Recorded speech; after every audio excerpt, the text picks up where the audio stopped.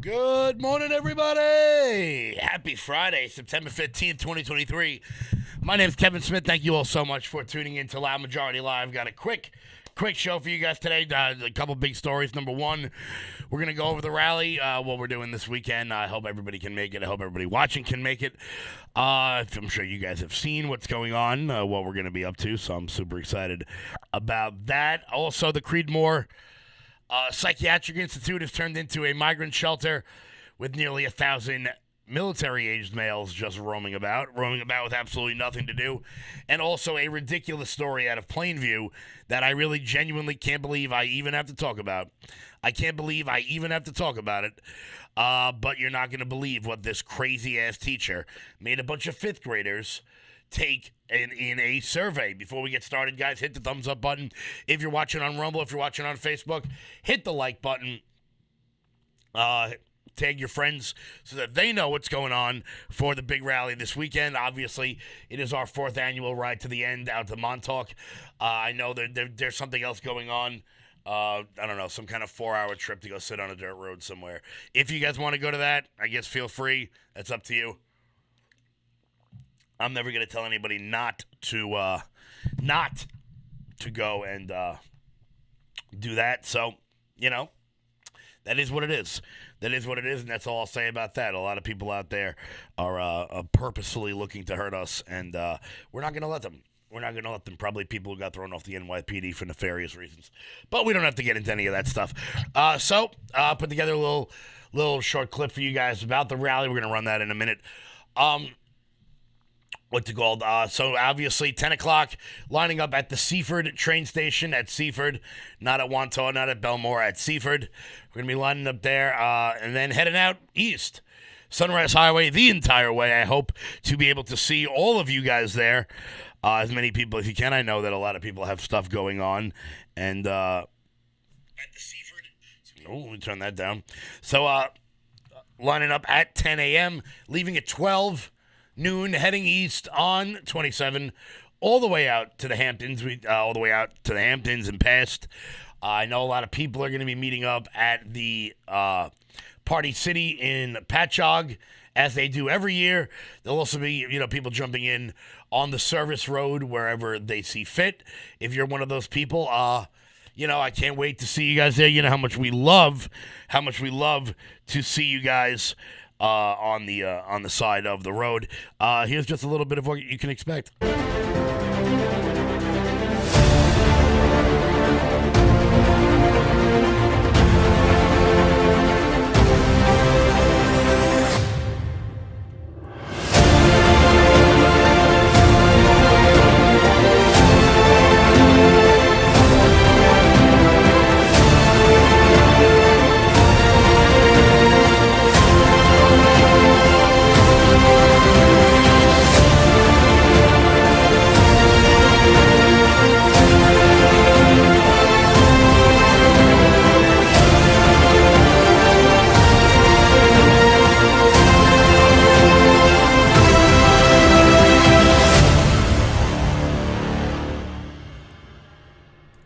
Guys, if you're watching in the chat, let me know if you're going to be making it. I'm curious to see how many people watching right now are actually going to be there. It's going to be totally awesome once again. Lining up at 10 a.m. at the Seaford train station, leaving at 12, heading out to Montauk. We're doing a little bit early this year for a number of reasons. One, mostly because every time we go out to Montauk when we go in October, we don't really have a lot of light. The days get shorter out there, and we want to be able to spend more time with everyone out in Montauk. So if you're going to be watching, if you are coming, let me know in the chat. I'm very curious to see who will be there. But the big stories that we've got to get to at the moment, this Creedmoor migrant shelter thing is a very, very serious problem. Okay, it seems as though the Creedmoor migrant facility is getting bigger and bigger every single day. It's getting bigger and bigger every day. I'm getting word from someone I know that works near there that there are nearly 1,000 military-aged males, 1,000 military-aged males outside of Creedmoor all day long. All day long. I know a lot of people have been down there, rallying, protesting, and I'm so proud of you guys for going out there. I wish I could make it more often down there than I do. But you guys are kicking ass down there, so guys, don't stop fighting, because the minute you stop fighting is the minute they are going to allow more of these people down there with the booming chants of no tents, no migrants. Protesters' voices brought thunder to accompanying the dark clouds at a rally at the migrant tent facility at Creedmoor in Queens last Friday. Nearly 150 people gathered outside the playground of PS 18 at Hillside Avenue and Avenue C across the street from the tent city, which houses over 1,000 migrant men. Located near PS 118, Martin Van Buren High School, and Parsons Preschool, the tent city was met with hostility since Mayor Eric Adams confirmed the plan for it in July. A protest of about 100 people took place the day of the announcement. Opponents retained momentum at Friday's rally with shouts of "No Tent City, we say no," and various signs with phrases like "Stop illegal invasions" and "Eric Adams, a one-term mayor." Unfortunately, I'm pretty sure that's going to happen, because I'm pretty sure Alvin Bragg is going to run against him, which could be exceedingly worse. That did not stop him from interrupting Hollis Hill resident and New York City Department of Education teacher Karen Balee, who said she attended the rally to advocate for children, not to fight against the migrants. She said she's a liberal. She said the migrants aren't the problem. You effing are. If they weren't here, we wouldn't be here. He shouted, drowning out Ball's attempts to speak. When another attendee urged someone to respect the speakers, he said, "You got to give respect to get it," while someone else shouted, "Shut up and listen." That's the problem with a lot of these things, is that a lot of times people get up there and they just ramble on about whatever their problem is. It's a very serious problem. But Guardian Angels founder Curtis Lewa arrival only heightened the crowd's energy as attendees chanted his name and said that the mayor is here. Oh, that certainly would have put an end to all of these problems. But unfortunately, too many white liberals in New York City decided to put the kibosh on that, because God forbid, we get Americans before migrants. Let's see what else I got here. Apparently, they have plans to open another one of these, another tent city in Long Island City. The city has 16 of these relief centers, and the Austell Place, a historic building in Long Island City, which has been used as a respite site for some adult migrants, is now the city's 16th largest humanitarian response relief center with 330 migrant men living there. It will later expand to hold 1,000 people. 1,000 people. These things are just going to keep popping up. They're going to keep popping up everywhere. Mayor Eric Adams doesn't seem to really care. He doesn't care about this whatsoever. And why would he? Why would he care about this? On yesterday's LFA show, we went over the fact of whose fault this actually is. Adams blames Biden. Biden blames Abbott. Abbott blames Adams, and around we go. The problem is, of course, is that Mayor Eric Adams could put a stop to all this by simply just continuing the buses north. Continue them north. Drop them off in Canada. This is not our problem. This should not have to be our problem. However, because of the lack of leadership we have in Washington, because of the lack of leadership we have in New York City, Eric Adams has accepted the problem. You never accept the premise of the question if you don't like it. That's just the way things go. But luckily, we have a mayor that is utterly and completely useless. Completely useless. We're going to keep rocking and rolling here. Make sure you guys are hitting that thumbs up button. If you're watching on Rumble, if you're watching on Facebook, hit the like button. I can't read the comments right now for some reason. I do not really know why, but I can't read the comments right now. So if you've left a comment, just know I will check it out after the show. Just know I'll be checking it out after the show. So we're going to keep rocking and rolling here before we do a quick word from Mike Lindell. Over the last 20 years, with all your support, we've been able to not only launch the original MyPillow, but also the MyPillow mattress topper, Giza Dream bed sheets, My Slippers, and the MyPillow bath towels. But there's so much more. In fact, we have over 200 products, and I'm so confident that you'll love each and every one of them that when you go to MyPillow.com now, you'll immediately receive a free gift valued at $20 just for checking out the website. No purchase necessary.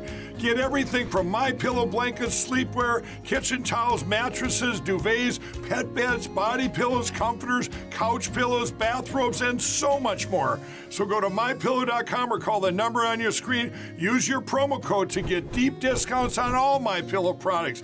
And remember, just for checking out MyPillow.com, you'll immediately receive a free gift valued at $20. No purchase necessary. This is a limited time promotion, so go to MyPillow.com now.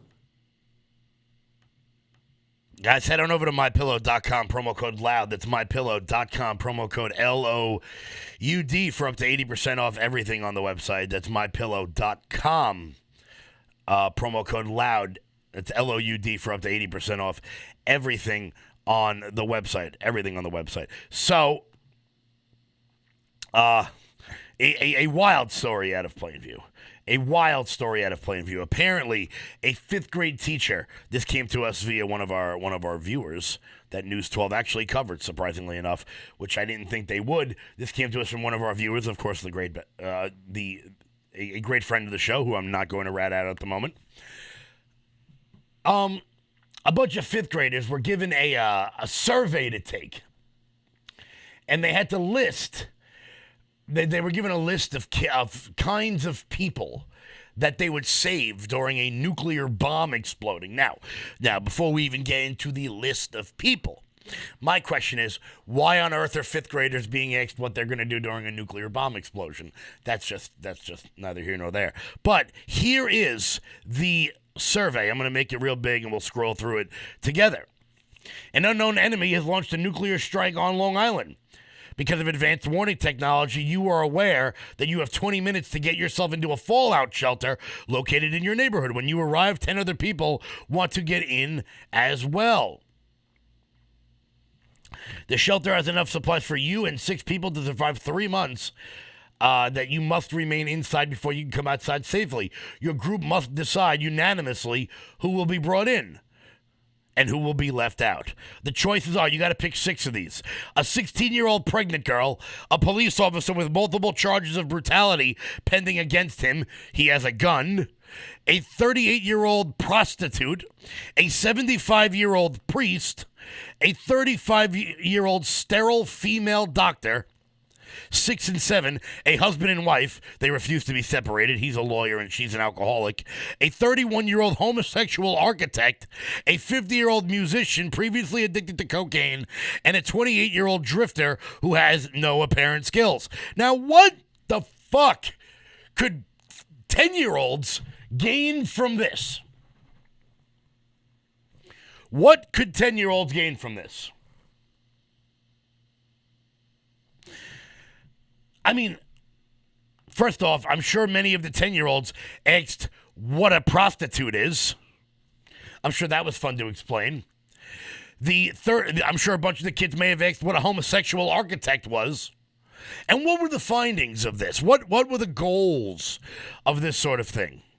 Also, why are 10-year-olds worried about police brutality in Plainview? Maybe the whitest place on planet Earth.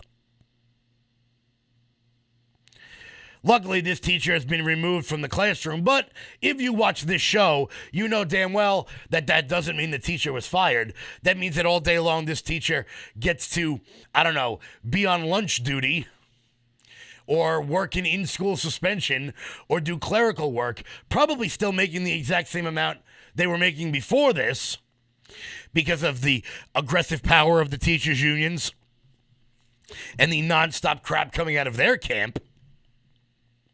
This teacher will never be fired for this. I am curious as to where exactly this teacher, I'm not even calling them a teacher, because you can tell this person, this is not the first time they've done something like this. You know damn well this is one of those people that has those disgusting books in their classrooms. You can tell. Some parents in Plainview are outraged over the homework assignment they say was in poor taste, and the teacher who is assigned has been pulled from the classroom. School officials say the fifth grade health teacher at the middle school has been removed from the classroom after she gave the questionnaire to her students. The question says, we read it and they're given 10 choices. I am mind blown by this. Mind blown. I don't know. Did I miss out on something? Did I miss out on something by not being given this crap when I was 10 years old? Maybe I did. I don't really know. Maybe I did. However, I don't think my fifth grade experience, my sixth grade experience would have been better served had I had this sort of stuff.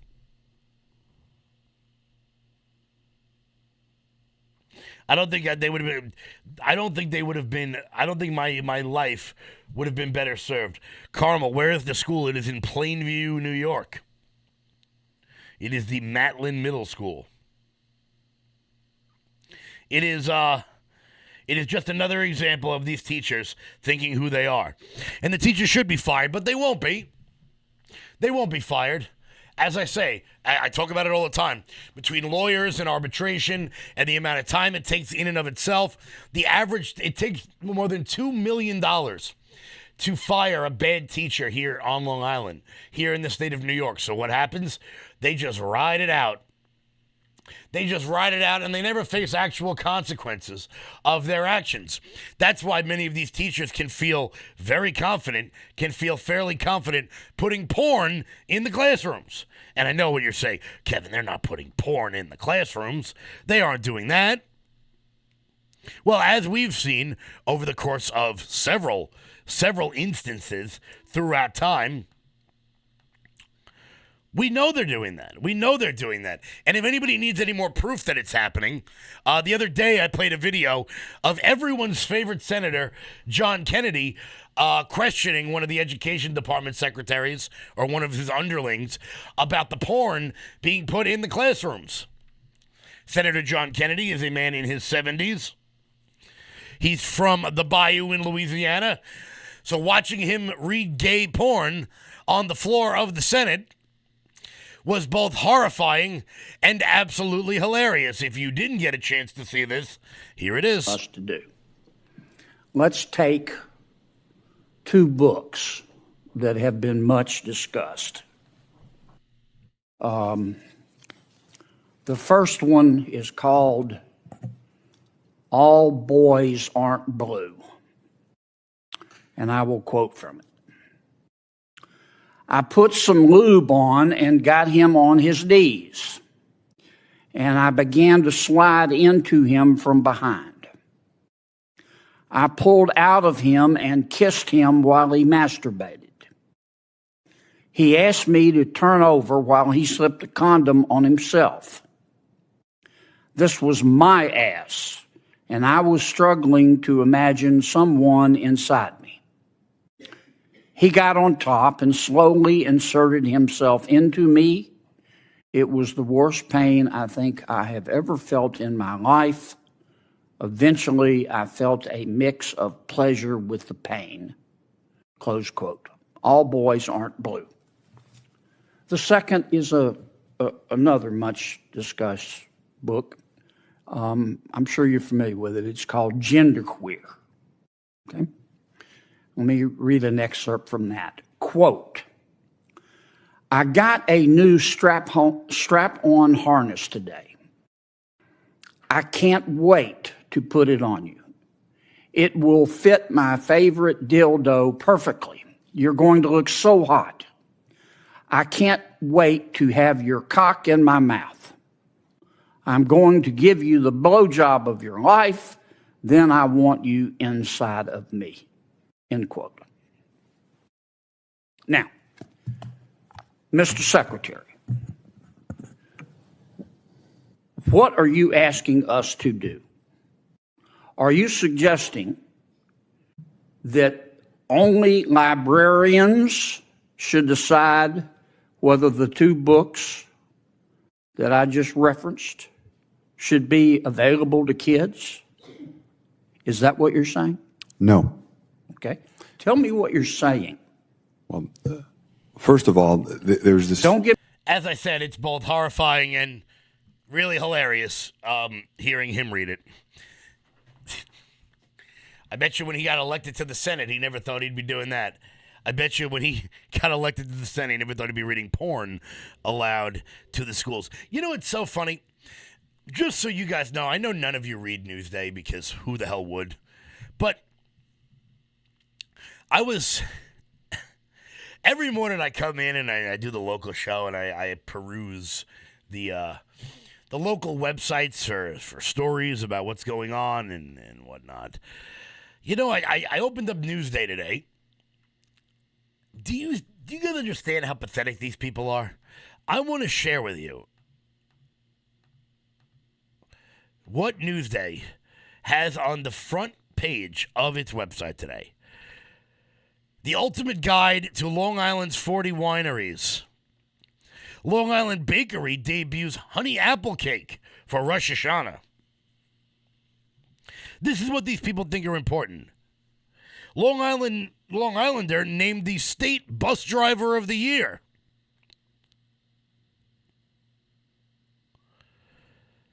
New shoe store specializing in arch support opens first Long Island location. This is what Newsday finds important. You guys can take a walking tour of the events at the Gold Coast Mansions if you want. Guys, you wonder why nobody reads your shit anymore. I don't know what I would have done without finding out that a shoe store opened its first location that specializes in arch support. Newsday's become a joke. They cover nothing that actually matters. And it's amazing. You'd think they'd have somebody down at CREEDMOOR about these 10 cities. But no. You know what? Let's play another little game here. Let's go to News 12. Because you know what? Why the hell not? Let's see what News 12 finds important. Okay, so that might be important. We got some hurricane stuff. That's good. Hurricane. Is your child taking the bus? Here's 9 tips to keep them safe. 9 tips. There's the exact same story. Here's 9 tips for walking to school. Is your kid's backpack causing pain and discomfort? Really, guys? This is what News 12 finds important. As local news gets, you got 9 stories here about skipping crunches in order to get a six-pack. You people are... Oh, God. That's so funny. God, News 12 sucks. Newsday sucks. They all suck. Nothing about the fact that Hunter Biden got indicted yesterday. Don't worry. That's not pertinent news for all your viewers. That the crackhead son of the president got indicted on federal gun charges after getting a sweetheart deal. But we know, no, we can't inform viewers. We've got to keep them stupid. And that's why we have shows like this one. Guys, we're going to wrap up in a second. But once again, I do want to tell you guys, this weekend, this Sunday, the 17th, our annual Montauk Ride to the End. I can't wait to see all you guys there. We're going to be lining up at 10 a.m., leaving at noon. I really hope to see all you guys there. If you guys are going to that other thing, have a good time. It's kind of pointless, but so be it. It is what it is. Here's what to expect.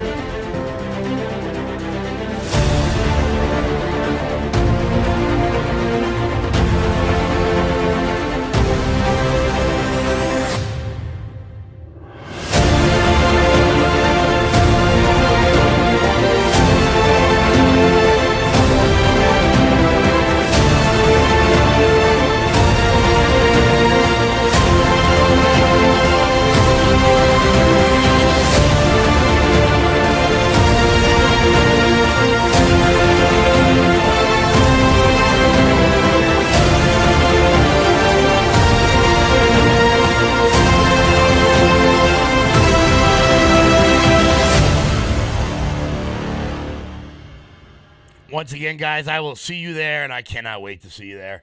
Guys, head on over to loudmajorityusa.com. Sign up for the newsletter. Check out the shop so you never miss out on anything we've got going on. I know we sent out emails about the rally yesterday. And look, I know a lot of people are busy. It's the world is back open again. I understand that. We're just making sure we keep the tradition alive. That way, when we do it next year for the big guy, it'll be a hell of a lot of fun. Guys, I want to thank everybody so much for tuning in. Hit that like button on Facebook if you're watching there. If you're watching on Rumble, hit the thumbs up button if you're watching on YouTube. Hit the like button there, guys. Thank you all so much. I want to thank everybody so much for tuning in. I will see everybody on Sunday. And until then, guys, stay loud.